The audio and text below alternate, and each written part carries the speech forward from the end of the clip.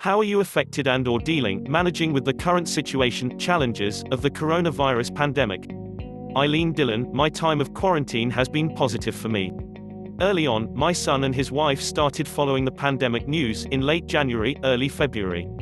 I have left the house only 3 times, twice for medical care for my dog and once to take my RV to a storage facility.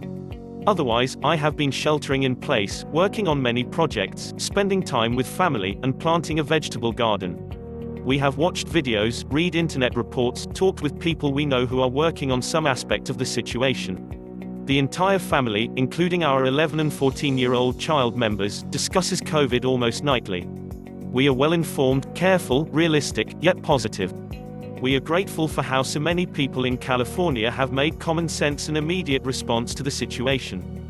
And very pleased with how the California governor has stepped in to keep as many people as possible from getting the virus. We are saddened by what is happening with so many others, yet are working diligently to keep our own family group positive, healthy and safe. Any positive message that you would like to give? Ilene, this is a time of great change. Embrace the change.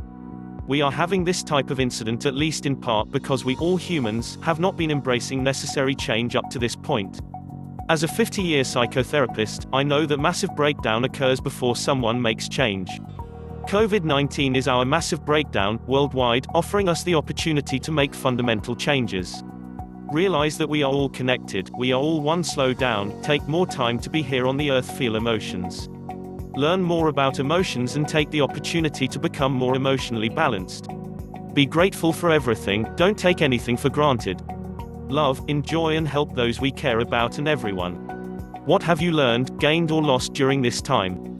Ilene, I have learned how much my family loves and values me, at age 77, to take me in for an indefinite period of time to be part of their lives.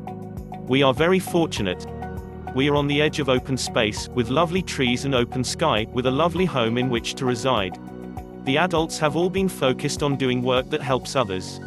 We are good at working out problems, challenges and disagreements. We are also fortunate that 2 of the adults, myself and my daughter-in-law, have lived in more simple systems. I spent many years on my grandparents' farm, for example.